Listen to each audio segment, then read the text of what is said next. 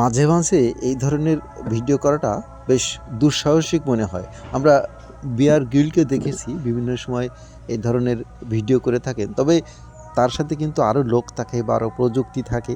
তো সেই ক্ষেত্রে সে খুব সহজেই এই ধরনের ভিডিওগুলো করতে পারে। এই যে দেখেন যে সাপটা এখানে আছে, এই সাপ কিন্তু অনেক বড় এবং যেকোনো মুহূর্তে আমার উপরে আক্রমণ করতে পারে। তারপরেও আমি কিন্তু খালি হাতে সিম্পল একটা ক্যামেরা দিয়ে আমার সাথে কোনো লোকজন নাই বা অন্য কিছু নাই, একটা লাঠিও নাই। সেই ক্ষেত্রে এই ধরনের ভিডিও করতে পেরেছি। আসলে ভালো লাগা থেকেই এই ধরনের ভিডিওগুলো করি। আপনাদের দেখতে ভালো লাগে সেজন্যই হয়তো করি। একটা নেশায় পেয়ে বসে এই মুহূর্তে এই ধরনের ভিডিও করা।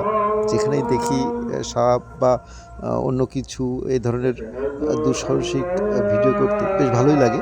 আশা করি এই যে খুব সাধারণ একটা ভিডিও আপনাদের কাছে তুলে ধরেছি, একটা সাপের ভিডিও।